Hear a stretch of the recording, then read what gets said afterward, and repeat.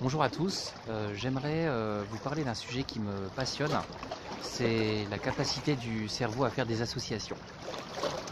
Il vous est certainement arrivé d'entendre une musique et vous dire tiens, cette musique-là j'ai déjà entendue, et il y a à ce moment-là une émotion qui est associée, ça peut être une émotion désagréable ou une émotion agréable, et il faut savoir que le cerveau fait constamment ce genre d'association. Émotion égale mémorisation d'une certaine chose. En fonction de l'émotion, l'intensité de l'émotion, ça peut être plus ou moins fort. Si une émotion très désagréable a été très intense, on appelle ça un traumatisme, tout simplement. Et dans le cas où l'émotion est violente, le cerveau va avoir tendance à chercher du réconfort juste après. Concrètement, qu'est-ce que ça donne? Vous regardez un film et vous êtes témoin d'une scène de violence dans le film. Donc il va y avoir un certain stress.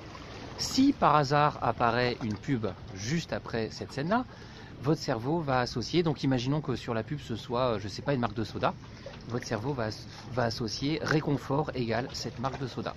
Donc c'est des techniques qui sont très puissantes et qui sont à la fois très simples une fois qu'on a compris le principe. Personnellement, ces techniques-là me dérangent un peu parce que j'ai envie de croire en ce que j'ai envie et de faire mes choix entre guillemets librement, parce que je suis de plus en plus convaincu qu'on s'influence tous les uns les autres, même sans le vouloir.